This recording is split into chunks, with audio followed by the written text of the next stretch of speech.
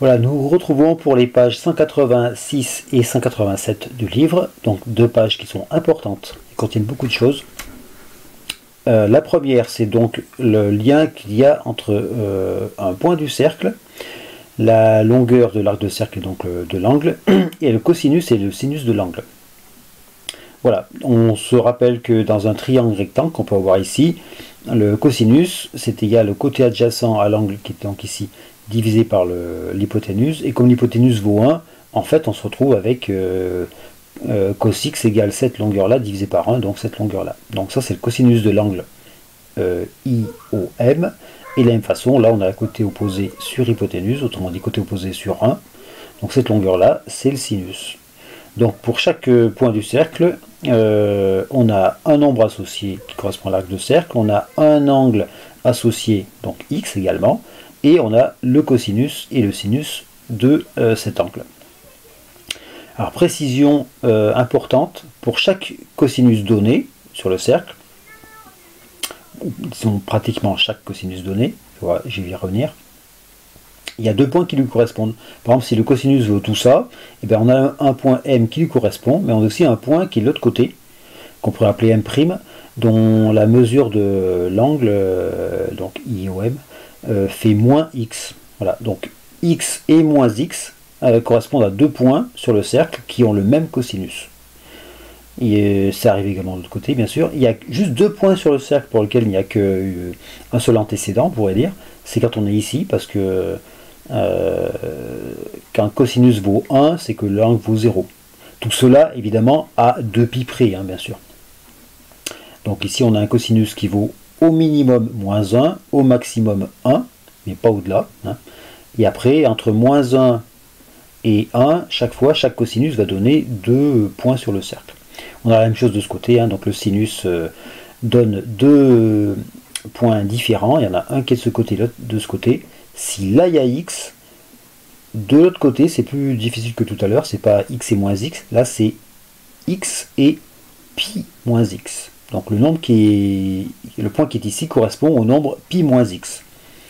Et donc pi moins x et x ont le même sinus en fait. Voilà. De la même façon, le sinus ne peut pas être inférieur à moins 1 et supérieur à 1. Le théorème de Pythagore nous dit que cos carré plus sinus carré égale 1, hein, voilà, directement. Propriété importante, hein. Par exemple, si on connaît le cosinus d'un angle, on peut trouver son sinus en remplaçant dans la formule et en résolvant l'équation. C'est l'exemple qui est donné, je crois, là-dedans. De l'autre côté, donc les valeurs qui sont absolument à connaître par cœur, dans les deux sens. C'est-à-dire, si vous connaissez l'angle, retrouvez les cosinus et sinus, et inversement. Voilà. Donc, on a d'abord les 4 points qui sont ici, ici, ici, ici. Donc, pour les deux points qui sont là, le sinus vaut 0 et le cosinus vaut soit 1, soit moins 1. Bon, ça c'est facile à retrouver. De la même façon ici, le point qui est ici a un cosinus qui vaut 0 et un sinus qui vaut 1. Cosinus qui vaut 0, sinus qui vaut moins 1.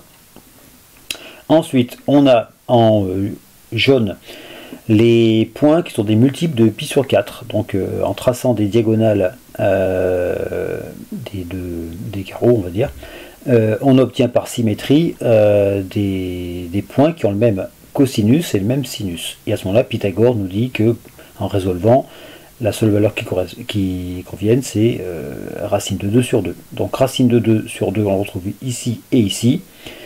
Et donc ce sont les cosinus et sinus de pi sur 4. Après, on a la même chose, mais avec des signes qui peuvent changer. Par exemple, si on se met de l'autre côté, pour le point qui est ici, donc qui vaut moins pi sur 4, le cosinus vaut racine de 2 sur 2, mais le sinus vaut moins racine de 2 sur 2, puisque on se rappelle, hein, le sinus, par exemple, se compte positivement ou négativement. Donc ici, on a un point de coordonnées abscisse positive, ordonnée négative. Donc les coordonnées de ce point-là, ce sont racine de 2 sur 2 et moins racine de 2 sur 2. Voilà, on a donc 4 points comme ça, celui-là, celui-là, celui-là, celui-là. On a également les multiples de pi sur 6 qui se trouvent avec une particularité que l'on retrouve en fait dans un triangle équilatéral qu'on a coupé en deux. Bon, bref, passons. En fait, qui serait ici. En fait, là, si vous regardez le triangle qui est ici, il est équilatéral, on le coupe en deux. Et avec Pythagore, on arrive à trouver finalement que cette longueur vaut la moitié du côté qui vaut lui-même 1, parce que c'est équilatéral, et avec Pythagore, on trouve que cette longueur-là vaut racine de 3 sur 2. Peu importe, il faut la connaître par cœur. Donc ici, pour trouver l'emplacement exact de pi sur 6, on prend le milieu du rayon vertical, et on se déplace parallèlement aux abscisses, et hop, on tombe sur le point, ici, correspondant exactement à pi sur 6. Donc 1 demi, racine de 3 sur 2. De la même façon, on trouve le nombre qui correspond à pi moins pi sur 6, c'est-à-dire 5 pi sur 6, et puis alors symétrique en négatif, hein, bien sûr, voilà. Par exemple, on a ici un point dont les coordonnées sont moins racine de 3 sur 2, puisqu'on est dans les négatifs pour les abscisses, et moins 1 demi, puisqu'on est également dans les négatifs pour les ordonnées. Voilà, et de façon symétrique par rapport à cette droite-là, on passera de pi sur 6 à pi sur 3, donc on a la même chose, en prenant la moitié des rayons horizontaux, et en remontant, on va dire entre guillemets, verticalement, on tombe sur les multiples de pi sur 3, donc 1 demi, racine de 3 sur 2, hop, moins 1 demi, racine de 3 sur 2, etc. Voilà, donc il faut absolument les connaître, ils sont tous marqués dans ce tableau. Voilà.